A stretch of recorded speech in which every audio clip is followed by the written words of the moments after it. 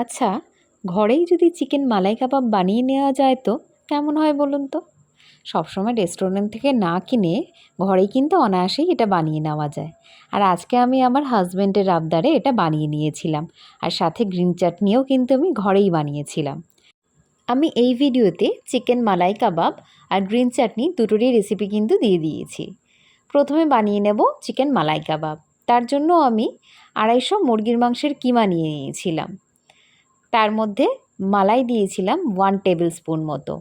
এই মালাইটা কিন্তু আমার ঘরেই রেডি করা, মানে যখন দুধ ফুটে ফুটে যে সরটা জমে সেই সরটাই জমিয়ে আমি মালাই করে রেখে দিই ফ্রিজে। সেখান থেকে 1 টেবিল স্পুন মালাই এতে দিয়ে দিয়েছি। সাথে দিয়ে দিয়েছি 1 টিস্পুন রসুন পেস্ট, আর দিয়ে দিয়েছি হাফ টিস্পুন আদা, আর সাথে একটু আমি মেয়োনিজ দিয়ে দিয়েছি, বা আপনারা কিন্তু ফ্রেশ ক্রিমও দিয়ে দিতে পারেন।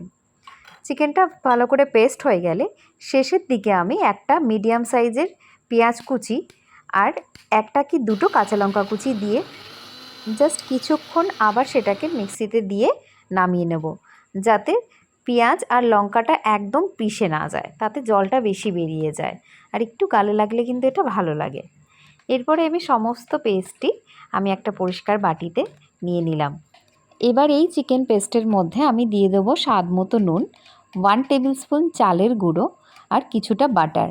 আপনারা কিন্তু বাটারের বদলে অল্প সাদা তেলও দিতে পারেন, তবে বাটার দিলে কিন্তু বেশি সফট হয়। আর চালের গুঁড়ো দেওয়ার কারণ হলো চিকেন আর পেঁয়াজ থেকে যে জলটা ছাড়ে সেটাও চালের গুঁড়ো অ্যাবজর্ব করে নেয়। দিয়ে এটাকে আমি ভালো করে মাখিয়ে নেব, যাতে সমস্তটা ভালো করে মিশে যায়। ভালো করে মাখানো হলে এটাকে আমি 10 মিনিট মতো রেস্টে রেখে দেব। আর সেই 10 মিনিটে কিন্তু আমার গ্রিন চাটনিটা বানানো হয়ে যাবে।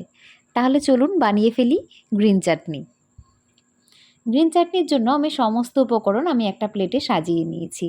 এবারে আমি একে একে প্রথমে দিয়ে দেব বেশ কিছুটা পুদিনা পাতা, তারপর দিয়ে দেব কিছুটা ধনে পাতা, তারপরে দুটো কাঁচা লঙ্কা ফাটিয়ে আমি ওর মধ্যে দিয়েছি, দিয়ে দিয়েছি কয়েক কোয়া রসুন, 1 ইঞ্চি মতো আদা কুচি, সাথে দিয়ে দেবো 1 টিস্পুন চাট মশলা, এরপরে দিয়ে দেবো হাফ টিস্পুন জিরে গুঁড়ো আর স্বাদ মতো নুন। নুনটা একটু কমই দেবেন, কারণ এটা পেস্টের পরে কমে যায়।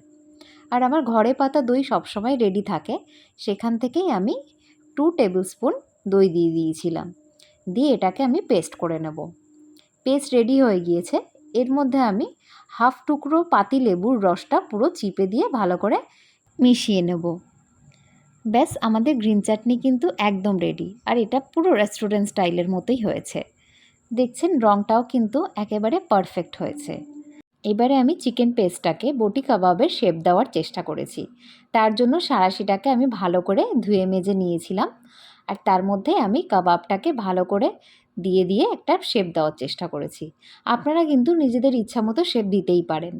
আপনারা এরকম শেপ দিতে চাইলে আপনাদের কাছে যদি সরু স্টিলের পাইপ মতো কিছু থাকে তার মধ্যেও কিন্তু দিয়ে করতে পারেন, কিংবা চামচের পেছন দিয়েও করতে পারেন। আর সাঁড়াশি তো মোটামুটি সব ঘরেই অ্যাভেলেবেল থাকে, তাই আমি এটাকে ইউজ করে তৈরি করে নিয়েছি মালাই বটি কাবাব। ঠিক একই প্রসেসে আমি সমস্ত পেস্টটাকে বটি কাবাবের শেপ দিয়ে নিয়েছি।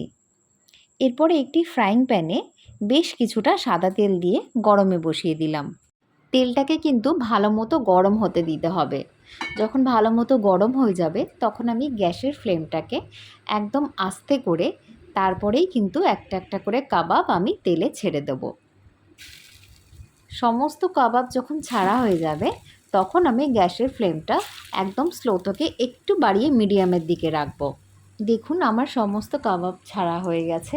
এবারে এটাকে আমি ভালো করে এক পিঠ লাল হয়ে গেলে তারপর আমি উল্টে দেব।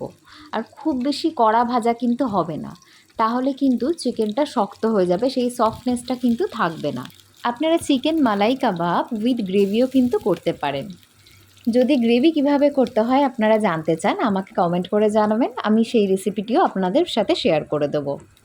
আমি মাঝে মধ্যে যখন বাড়িতে চিকেন বেশি হয়ে যায় কখনো এরকম কাবাব করে আর কিছুটা আমি চিকেন বটি কাবাবের উইথ গ্রেভি দিয়ে আমি রুটির সাথে সার্ভ করি। কাবাবের দুটো সাইড যখন ভালো মতো ভাজা হয়ে যাবে আমি একটা চিমটির সাহায্যে সাইডগুলোও ভালো করে ভেজে নিলাম, কারণ সাইডগুলো একটু কম ভাজা হচ্ছিল। এভাবে প্রত্যেকটা কাবাব উল্টে পাল্টে আমি ভালো মতো ফ্রাই করে নিয়ে তারপরে একটা একটা করে তুলে নেব। তুলে নেওয়ার সঙ্গে সঙ্গেই কিন্তু গরম গরম বাটার দিয়ে সেটাকে ব্রাশ করে দিতে হবে, তাতে কাবাবের সফটনেসটা বজায় থাকবে। আর আবারও বলছি, খুব ডিপ ফ্রাই কিন্তু করবেন না, তাহলে কিন্তু বেশ শক্ত হয়ে যাবে বাইরেটা, আর ভেতরটাও অত খেতে ভালো লাগবে না। আপনারা কিন্তু এটা মাইক্রোওভেনেও করে নিতে পারেন, এভাবে ফ্রাই না করে। তাতে বাটার বা অয়েল ব্রাশ করে আপনাদের মাইক্রোওভেনে করতে হবে। আমি এটা ফ্রাই করেই করে নিয়েছিলাম। ফ্রাইং প্যানে প্রথমে দেওয়া কাবাবগুলো আমার সব ভাজা হয়ে গিয়েছে। সেগুলি একটা একটা করে সব তুলে নেওয়ার পর আরও যে 4টে কাবাব রেডি করা ছিল সেগুলোকেও আমি সেম প্রসেসে ভেজে নেব। এবারে ভালো করে আমি সবগুলোতে বাটার লাগিয়ে নিচ্ছি, আর গরম গরমে কিন্তু এটাকে ঢেকে রাখতে হবে।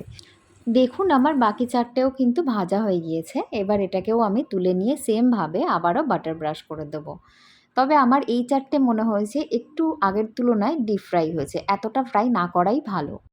বাড়িতে যদি গেস্ট আসে আর এভাবে যদি নিজে তৈরি করে কাবাব খাওয়ান, তাহলে কিন্তু আপনার প্রশংসা করতে তারা বাধ্য।